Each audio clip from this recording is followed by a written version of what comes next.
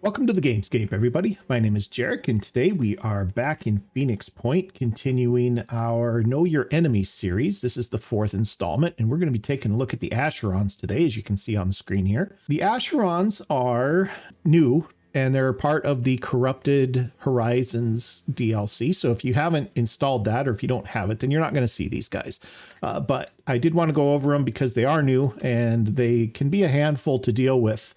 And so what do we want to do is we want to take a look at them. We want to see what their abilities are, what their strengths and weaknesses are, and then we'll talk about some tips on how to deal with them on the battlefield. So I've spawned in one of each of the different types here, and they're all actually under our control because I wanted to be able to take a look at their actual abilities and kind of see what ranges look like and stuff like that for each different one. And so these actually are spawned in as our units that we can control. So in this particular case, it's easier to kind of show those types of things. So starting out, this is the first one. This is the basic Asheron. And if we kind of zoom in here, we can get a good look at him here. He's very spindly, and that comes into play when you're trying to target him. If we take a look even from like our sniper here, there's a lot of space, between, the head and the torso. The torso is really very spindly here. These little teeny tiny arms are really hard to hit. The legs, not so much. They're decent, to hit, and the torso up at the top by the husk is pretty easy to hit as well. But the head is a fairly small target, and so these guys are pretty close, right? I mean, that's what, 8 squares maybe? 1, 2, 3, 4. No, it's not even. It's 6 squares away with the sniper rifle, and at range 6, you've got the head just slightly more than filling the circle of your sniper rifle. So, I mean, that's a small target. If this guy's farther away, that's going to be a tough hit. Let's take a look at this guy, information on this guy. So these guys have a lot of different abilities between the 6 different variations of them. There are a total of 18 different abilities that these 6 guys have, and only 6 of those are common to all of them. So the different variations are very different from each other in a lot of respects. So we're going to kind of go over those, and we're going to talk about them just a little bit. Let's start with the big things. And I don't even need to be in the screen for that. So the big things are hit points. These guys are very tough.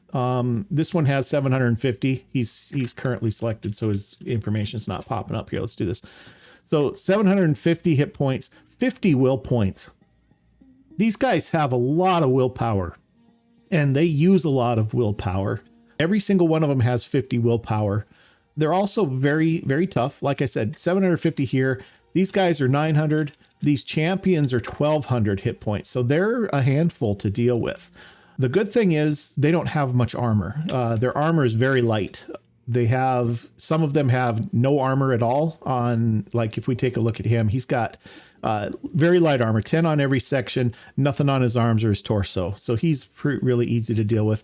But even if we look at the tough ones, right? So let's come up here to the Asclepius champion real quick here. If we take a look at his armor, he's got 20 on his husk, just 10 everywhere else. That's really light armor. That's really, really poor armor for these guys. So they're bullet sponges in that they have a lot of health, but at least you're not having to chew through a bunch of armor to get at it. And even your basic assault rifles are going to do a lot of damage to these guys because they don't have that armor protecting them. At least they're not high armor with a lot of hit points. That's a much different story. Getting back into the info screen here, let's take a look at their abilities. So the abilities that are common to every single one of these things are this first one, corruptive attack. So any attack that this thing makes against you will add corruption to your soldier. If you're not familiar with the corruption mechanic, what it does is every corruption point that you take reduces your willpower by 1 permanently until you get it healed. And so this can stack up pretty fast if these guys are hitting you with their attacks, with their clouds, etc. And your soldiers can go from pretty good to not having very much willpower in a reasonable hurry. So this is actually semi-dangerous. It's going to be an issue for you if you're getting close to these things. The nice thing about it is most of their abilities are not long-ranged abilities, and we're going to talk about that too. So you do have to be reasonably close to them for this to become a real problem, but it's there. The second ability that they all have together is contact corruption. Basically, every time you make a melee attack or a bash against these guys, you also suffer corruption damage. So running up to these guys and hitting them, not a good idea. You're gonna be down to 0 willpower pretty fast if you start doing that too. They all have this dynamic resistance ability, and what this is it gives 50% temporary resistance to any type of damage or negative status effects suffered in combat, other than shred, projectile, and melee damage. So what this means is when you hit an Acheron with a damage over time effect, whether that is poison, acid, if you hit it with paralyzation damage, whatever, right? Any kind of non-shred, non-normal damage attack, the first time you hit it, it does full damage. But after that, every other hit with that same type of damage is half. So if you have, let's say you've got a Hera pistol, right? And you're trying to paralyze the thing. Well, the Hera pistol does 7 damage base. So the first time you shoot it, you're going to do 7 paralyzation damage. But then if you shoot it again, it's only going to do 4 more, and 4 more after that, and 4 more after that, until the next turn when it all resets. So getting a lot of damage over time status effects on these guys is not that easy to do because of that. And you can continue to hit them with that, but it's just at reduced effectiveness. So poison damage is another big one, that you could potentially do, if you've got a infiltrator with the poison crossbow from the Synedrian arsenal. That's normally a really great weapon against high hit point targets because you can stack up the poison really fast. It's less fast this way. Now it's still going to do it, because it does like 40 poison damage. So you're still going to be doing 20 poison damage to it each time you hit it. But it's gonna be less effective than it would against something else normally. So this can be kind of a nuisance. Stacking different types of damage on these guys isn't a terrible idea. But even then, it's going to wear off pretty quickly because you're not building it all up. It's separate stacks, and so it all wears down quickly. So these guys are fairly resistant to that kind of thing. It's not impossible to paralyze them and stuff like that, but it takes a little bit of doing more than normal. Fourth thing, every one of these has in common, they cannot be mind controlled, period. Can't do it. So you're never going to get control of one of these things to actually see what it can do, like we have them here on the screen after I've spawned them in on our side. It's just the way it is. The fifth thing they can all do is call reinforcements. This is a ability that they have. They can only use this once per turn, thank goodness. But it's 1 action point, and I want to say it's 5 will points. We'll take a look at that in a second. And what it does is it spawns in a number of smaller units, Arthrons, Tritons, etc. They come in on the map at one of the reinforcement points and join the fight. And interesting, just a little bit of trivia. This is never going to come into play in your game, but the Symes retreat map, which is the one that we're on now, has no reinforcement points along the edge of the map. So if we were to start the turn and one of these guys was under alien control, he could call for reinforcements, but nobody's coming to help him. So I actually was trying that out earlier as I was just playing with these guys a little bit. And it's like, well, we're calling for reinforcements and nothing's happening. And then I got to looking around. It's like, well, there's no place for him to come in. So you're never going to see an Acheron on the Symes retreat map. And I don't know how many other maps have no reinforcement points. Probably none. I just kind of found that a little bit interesting as I was messing around and preparing for this video. So anyway, back to these guys. The last ability that all of them have is leap. And this is basically a limited version of the jet jump ability that the heavy armor has. It allows them to leap 10 tiles for 1 action point and 2 will points. So that's every single one of them can do that as well. So that's what they all have in common. The individual abilities that these guys have, we're going to go ahead and go over.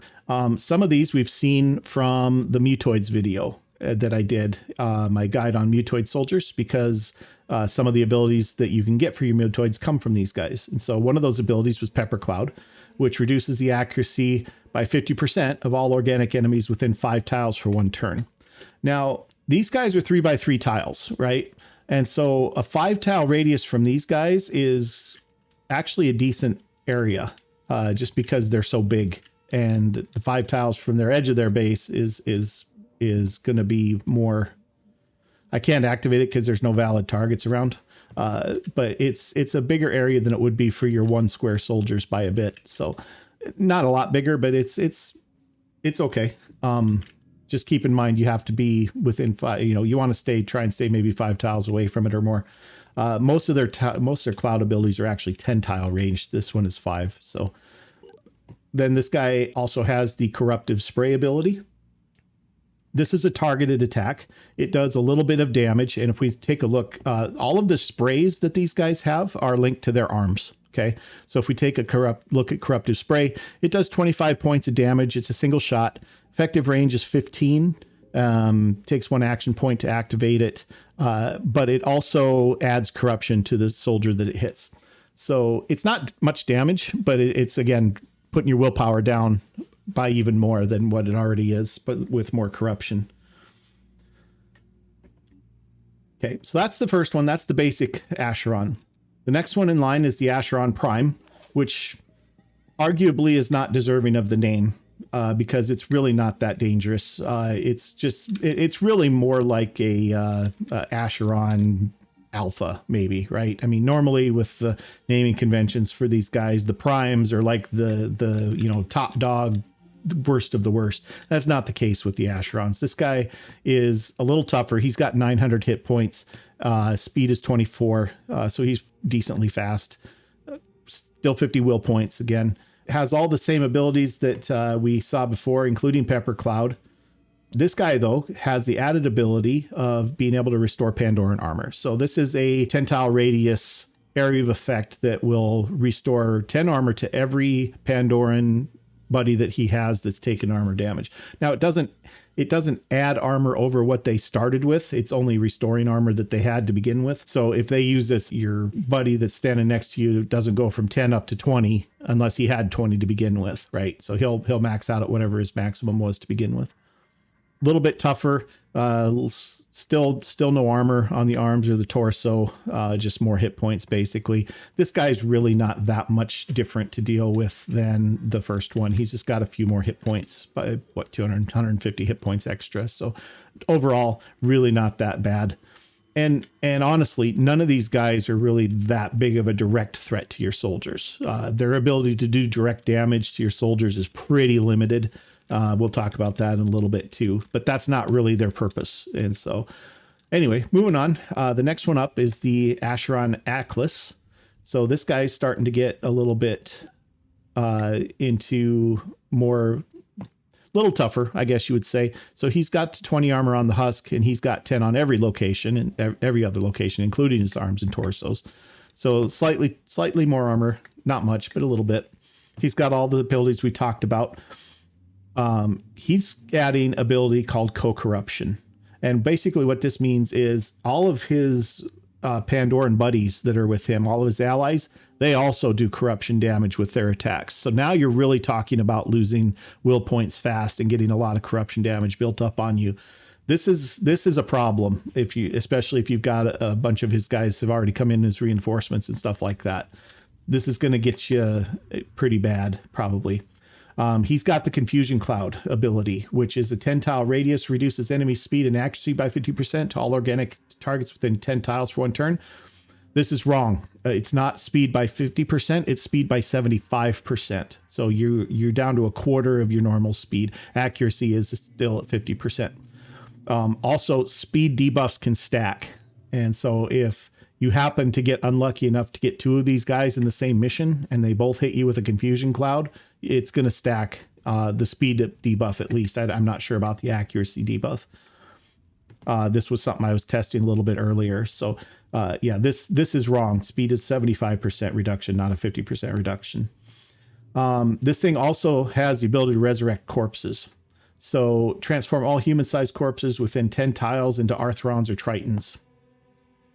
This is another ability that's going to cause you a lot of trouble because you keep knocking him down and he keeps standing him back up, and he can do it more than once. And in fact, he can even do it more than once per turn, unlike call reinforcements. He could theoretically raise corpses where he is, move, and then raise corpses again in another area and get a second batch of corpses. Now, whether or not the AI would ever actually do that, I can't say. And so it's theoretically possible that it could. I don't know for sure if it ever would or not. The AI does seem to be semi-limited sometimes in what abilities it can and can't use, or what tactics it will and won't use on all of these enemies. So just be aware that the possibility exists. I don't know if you'll ever actually see it happen or not, but it's possible that it could happen. This guy has the Corrupted Cloud. All organic enemies within 10 tiles take corruption damage. That's it's just more corruption. He can call reinforcements. We've talked about that. This guy's got neurotoxic spray. This is another ability that your mutoid soldiers can get too.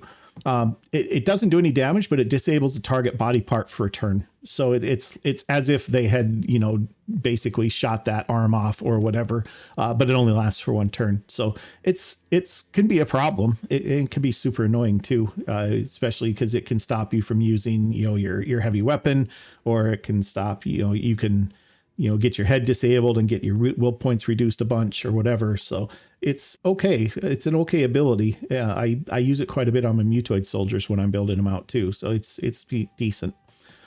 So that's his package. He's got that spray again. It's linked to his arms and his cloud effects, and his cloud effect is linked to his husk, right? The husk here. And then in every single one of these guys, I'm not sure if I mentioned this yet, Resurrect Corpses is linked to the head. So if you disable the head, Resurrect Corpses goes away on all these guys. That's Call Reinforcements. I'm sorry. Call Reinforcement is linked to the head. Resurrect Corpses is not linked to anything. You can't get rid of this as far as I can tell. So he's got this ability no matter what. And so that's going to be something that you just can't, you're going to have to deal with. You can't take that ability away from him. What you can do is you can reduce his will points down to where he can't use it. It's actually pretty expensive. If we look at it here, it's 2 action points. It's actually the only 2 action point ability that any of these guys has. Everybody else has single action point or no action points with neurotoxic spray.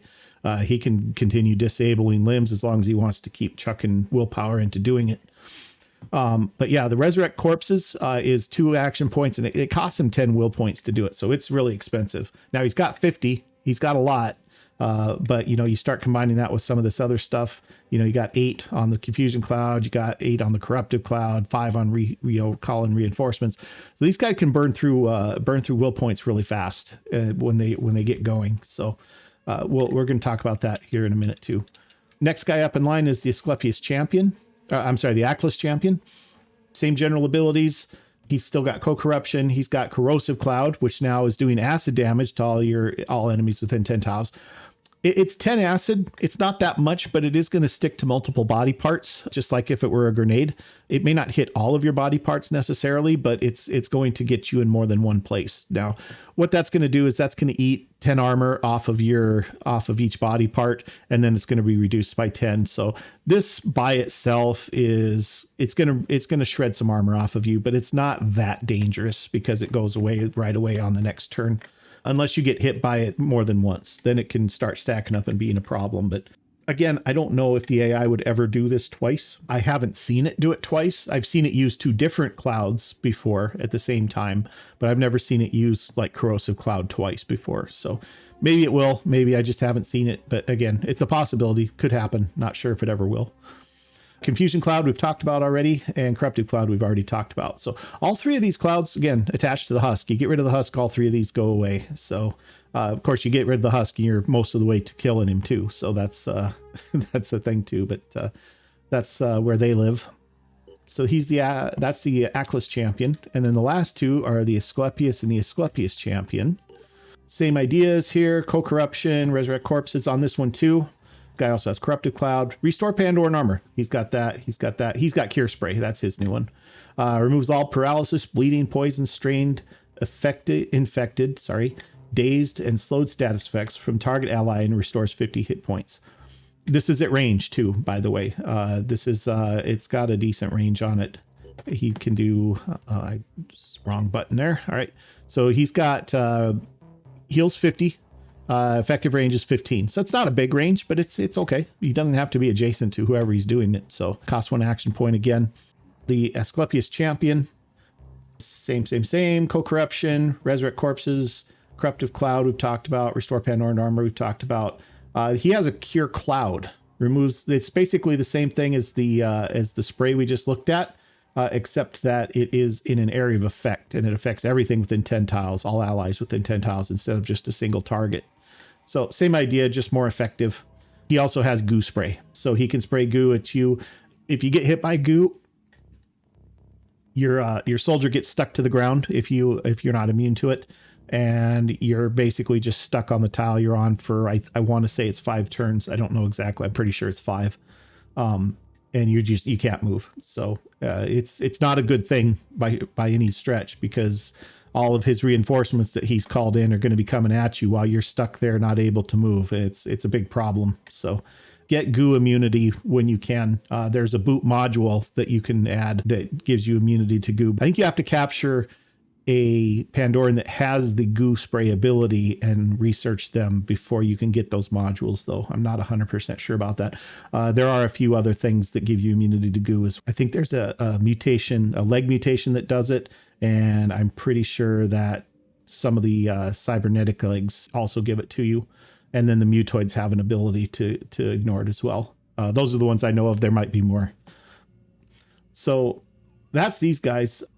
All in all, how you probably would want to sum these guys up, like I was saying, they're not that dangerous to your soldiers by doing direct damage. They just don't have the ability to do direct damage in large amounts. They can a little bit, the corruptive spray does a little bit of damage, and the acid, cloud does a little bit of damage. But overall, that's not what they're here for. These guys, their job is summon in reinforcements or raise the dead and get more allies on the screen. And then their role is crowd control and ally support. And that's what all of their abilities are basically centered around.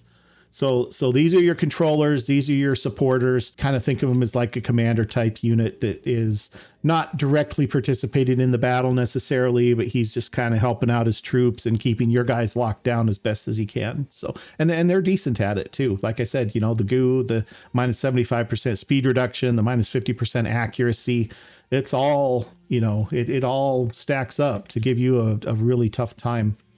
One of the things I did want to point out that's also incorrect is if we take a look at these arms, all of them are, if you look at the last thing there, it says hands to use is 2, which means it's a 2-handed weapon. That's also incorrect. If you disable one of the arms on these guys, they can still use their sprays. And so that was one I tested as well. You have to disable both arms to get rid of the spray. And as spindly as those arms are, and as hard to hit as they are, you got to be really close to hit them. I mean, take a look at this. This is our sniper rifle from 6 tiles away. It's still a terrible shot unless you get up here in the shoulder. Even that's not a guarantee. And we're 6 tiles away from this guy. So it's not good. So you might just have to put up with the sprays. Grenades will have a better chance, but the arms are reasonably tough. Even on the first one here, he's got arms that have 100 health. So it's going to take 2 grenades to break those arms. And then there's no guarantee you're going to hit him, even if you put it right in front of his face. So it could happen, and that's probably your best chance of getting rid of him. But even that's not a guarantee. So I just wanted to kind of point that out because it is incorrect in the description here, because it does say 2 hands to use. But if we disable one of these arms, I can even do it real quick if you want to see. Let's just double check me here and make sure I'm right. Let's move him up there. This is going to be a warning you're firing at a friendly, but that's okay. So we take out this guy's arm. Okay, I think we got it. Yep, disabled arm. We come in here. He still has his corruptive spray. We can still use it. We can corrupt our own dude with it. Done. So taking out the one arm doesn't stop him from using his spray. If we take out the other arm, it does. So just be aware of that too. That's another thing that's labeled incorrectly on these guys, or not otherwise not working as designed. So okay, so that's their abilities.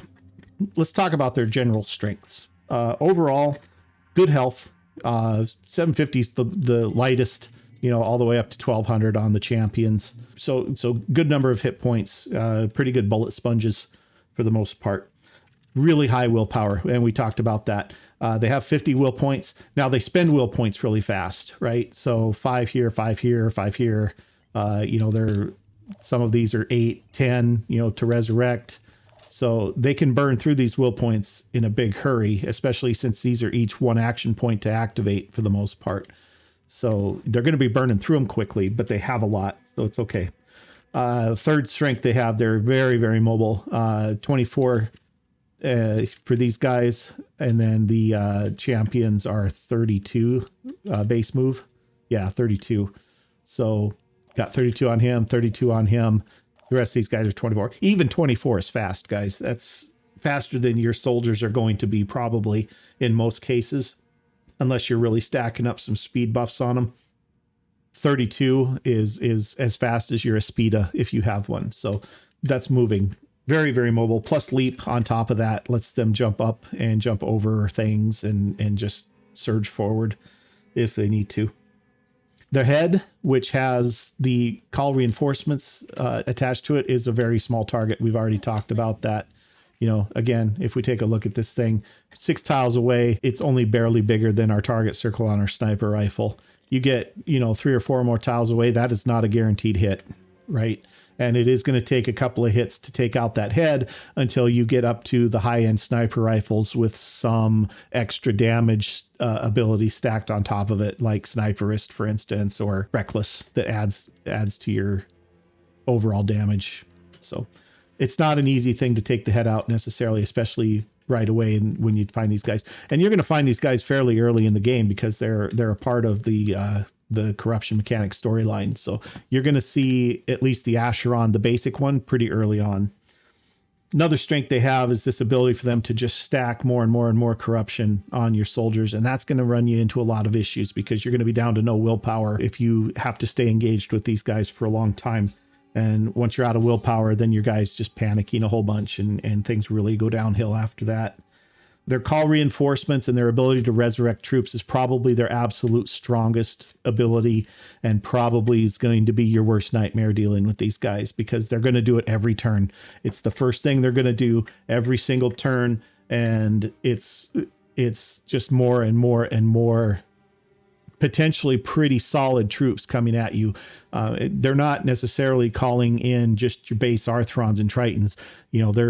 I've seen them summon 4 shield bearer champions in one shot before, and that's a lot of armor to deal with. Now, shield bearers, they're not that difficult. You can pop their claws off and they're not really any problem anymore. But the point is they're not bringing in just the little green guys. They're bringing in some solid troops depending on what point of the game you are and what Pandorans are available to be brought in. So it's not necessarily going to be just little pushovers. And, you're really going to need to be careful about that. If you can get them to where they can't use that call reinforcements ability anymore, you're going to be much better off if you can get rid of that. Their dynamic resistance, again, we've talked about that already. Their ability to resist second, third, fourth applications of specific damage types. It makes it tough to stack a lot of damage on them. That's going to eat away these hit points quickly over time. So that's another strength that they have. Their wide variety of abilities is another big strength. And some of them are very similar, right? There's a lot of them that are just adding corruption to your troops, but their crowd control ability is going to just give you giant headaches. You're going to get your soldiers locked down to where they can't really do much. They can't really, they can't flee. They can't hit anything with their weapons. And while all that's happening, all the reinforcement they've called in are coming in to eat your soldiers' faces off. And so you get those two things together, that really becomes a bad combination for your soldiers. The last strength that these guys have, and I kind of mentioned this already too, is all of their abilities are single action points except for resurrect corpses, which is 2. What that means is you cannot use Warcry to stop them from using any abilities. Now, we're going to talk about that in tips and tricks here in just a few minutes. I'm not saying Warcry is useless against them because it isn't, but that's a strength. If you can get Warcried and you can still do 2 of your abilities, that's really nice. What are their weaknesses then, if they have any? Well, weak armor, right? They have mostly 10 armor on most body parts. If you have none, a couple have 20. But you don't have a lot of armor to chew through, which means even your basic assault rifles are going to do a good amount of damage to these guys pretty reliably. Second weakness is they are so highly dependent on these will points, and they have a lot of them, but if you can stop them from recovering will points, they're going to run out of things they're able to do. And so that is one place where Warcry is going to come in handy, and I'll talk about that here in just a minute too. Their legs, pretty weak. If we take a look at their legs, even like the champions have not that tough of legs. 150 damage on the leg. You get a good sniper rifle like the Scorpion, or even if you get a Virophage sniper rifle, or even maybe just a new Jericho sniper rifle, if you've got a few damage bonuses, you can one-shot these legs off of these guys. This is the champion. He's tougher, right? The other guys, they're at 100, and even just your Firebird can knock these legs out in one hit. Even with the armor, you're going to take it out. And so their legs, while a little spindly, are easy targets, right? And they have a really nice spot to hit them is like right in here, because you're going to catch the torso. And if you miss the torso, you're going to catch one of the legs probably. And at worst, you're going to hit the husk, which isn't a terrible thing either, although that's where they have their most hit points. But, you know, if you're looking down here for the torso, there's too much open space here. I wouldn't really ever try to take that shot, especially, you know, like I said, we're really close. This is only 6 tiles away.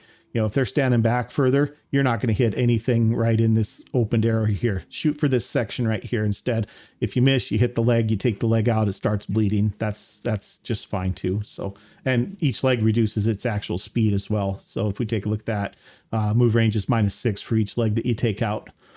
So slowing it down, not a bad thing either, because it does have to get fairly close to you to use its crowd control abilities. So good thing there. Weak legs is not bad. Kind of what I guess their last weakness is, I've mentioned already too, is they don't have any real ability to apply direct damage to you in any meaningful quantity.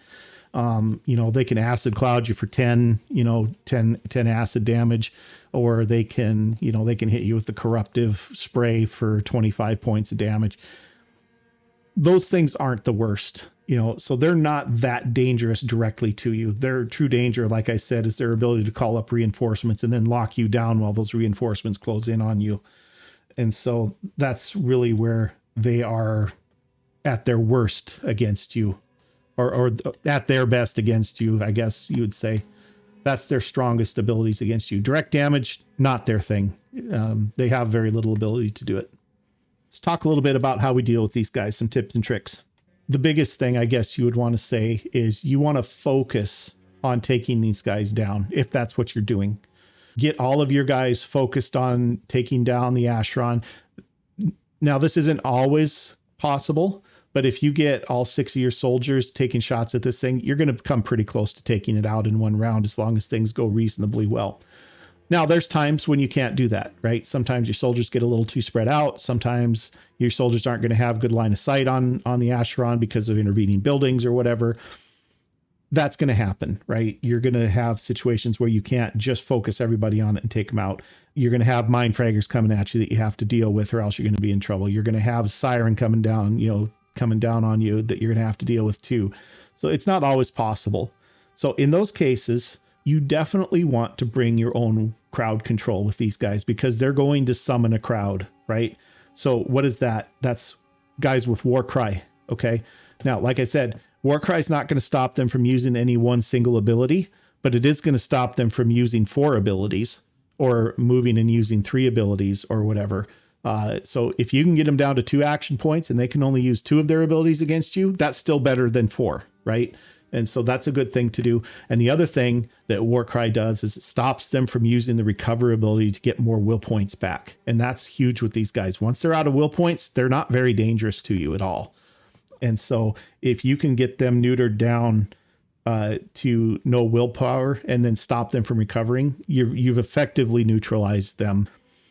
In that same vein, Psychic Scream, really good against these guys too. Get those will points whittled down so they can't keep resurrecting and keep summoning. If you can get a couple of priests or a couple of mutoids in there that have Psychic Scream and start reducing their will points, that's going to make life a lot easier on you too. But again, you have to follow that up with a war cry. Otherwise, your efforts are going to kind of be in vain, because they're just going to recover for a turn and then they're going to be back to where they're summoning stuff again. So make sure you kind of have both of them in there.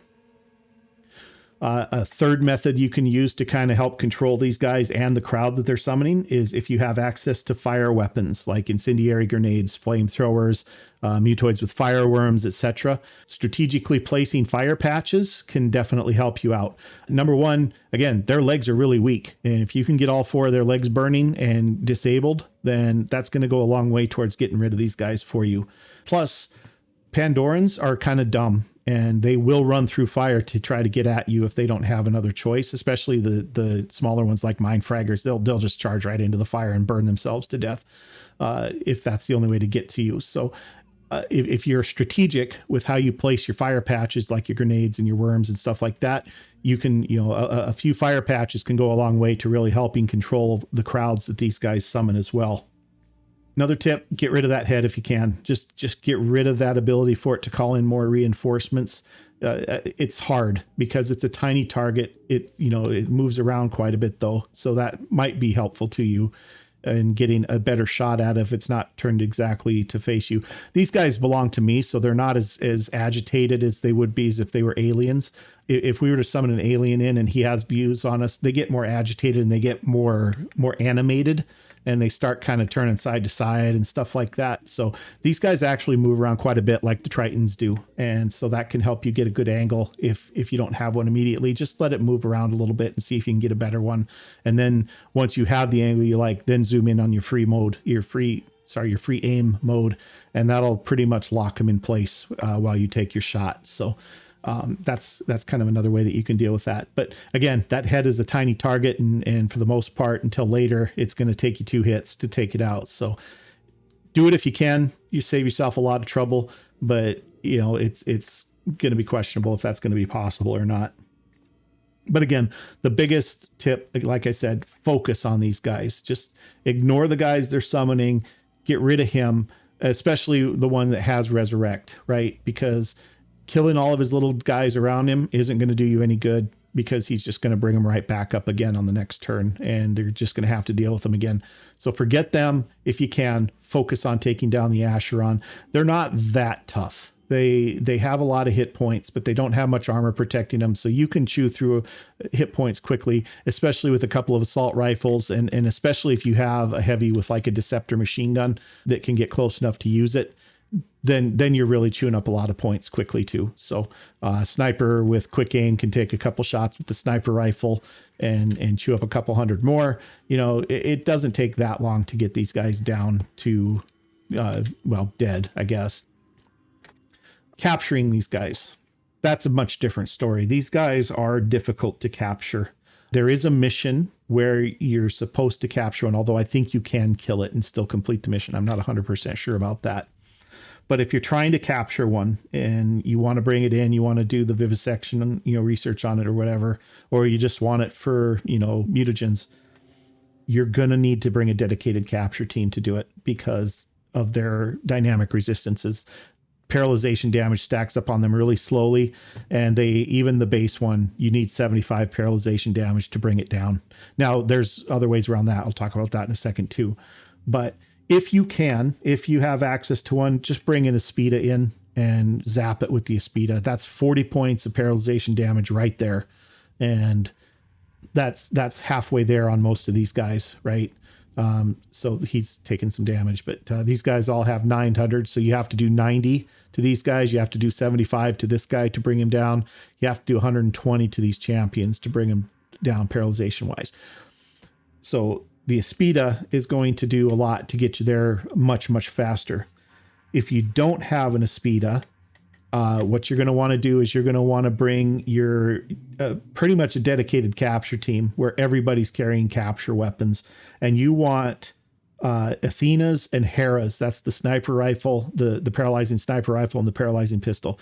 You do not want to come up against these guys with Neurazer melee weapons, because you're going to be soaking up tons of corruption damage while you're trying to paralyze them by hitting them, because they have that ability, contact corruption. So every time you hit them with a melee attack, which the Neurazer is, you're taking another point of corruption, and you're going to be down to nothing in a big hurry. So don't try to use Neurazers on these guys. Use the ranged weapons instead.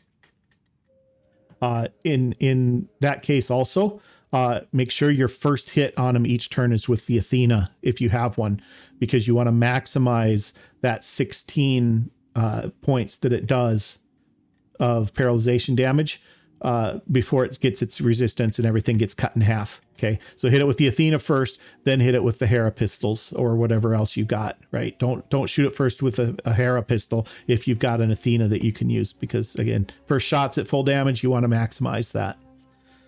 Same with the Aspida. If you've got an Aspida that can get there, don't shoot it with a pistol first, right? Make sure your highest paralyzation damage hits it first, and then after that, it doesn't really matter so much. One of the ways that you can help get this down so you don't have to do as much paralyzation damage is by taking out body parts. Okay, so if we take a look at these guys, let's just take this guy in the middle here. Okay, if we take out his husk, which is 600 health with 20 armor, so it's a little doing, but you can do it in a turn if you focus on it. That reduces his max hit points by 300. That's 30 paralyzation damage you don't have to do after that to get him paralyzed, and it's only 10 bleed, so he's not going to be bleeding enough for it to be a problem that he's going to die, and that's a lot less paralyzation damage that you have to do if you can just go ahead and take out that husk real quick. Alternatively, the torso will give you 140, which is 14 paralyzation damage you don't have to do. You can't do both on most of these guys because it's 300 to do the torso and 600 to do the husk. That's all 900 points that the Acheron has. You're just going to kill him. That is not true with the champions, however.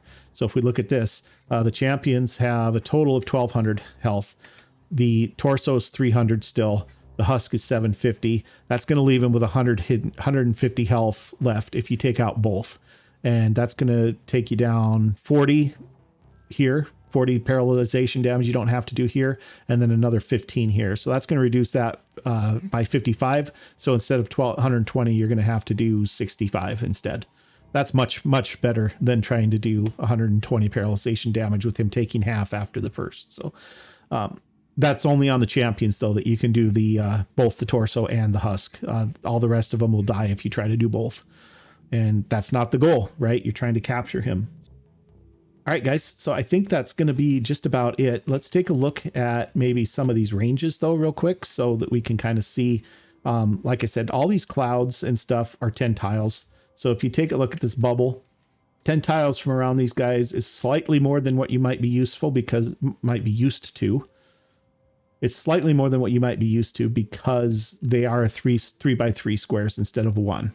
And so it is just slightly bigger radius. And so that's kind of what that looks like. Call reinforcements, again, they're going to use this every turn. This is going to be their go-to pretty much. And then they're going to try and retreat from you if they think you're too close. They'll probably drop a cloud and then run. Maybe if they have to, they'll start using their spray attacks, or they'll use the spray attack and then run. It's hard to say. Their abilities mix up pretty well because they are all one action point to use. That's all I have for these guys. Commander units, crowd control, and raising an army is their thing. Direct damage is not. So take advantage of that. Focus on them. Get them killed or captured if that's what you're doing. If you are capturing them, doesn't hurt to take out the husk if you can. That makes your capture a lot easier without too much danger of them bleeding out. And aside from that, really just, like I said, focus on them, ignore their buddies, and deal with the buddies after he's dead and not calling more in. So if you've enjoyed this video, and if you learned anything, do me a big favor, hit that like button for me. And if you haven't already, please consider subscribing to my channel. That would really, really help me out a bunch. And I'll see you in the next video. Thanks for watching.